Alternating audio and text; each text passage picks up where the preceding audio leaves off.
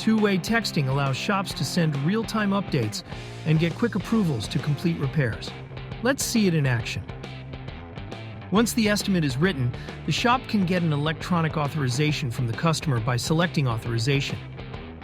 The customer will receive a text message with a link to view the estimate. Once the customer approves or declines the work, the shop will be notified with a pop-up of a new message. Once the work is complete, the shop can text the customer by accessing the chat bubble. The shop can select a canned message to inform the customer that the vehicle is ready, or customize a message directly from the system. Again, the customer will receive a message from the shop and can respond at their convenience. If the customer responds, the shop can quickly view and respond via the pop-up, if they see and access it, or via the Messages tab on the left.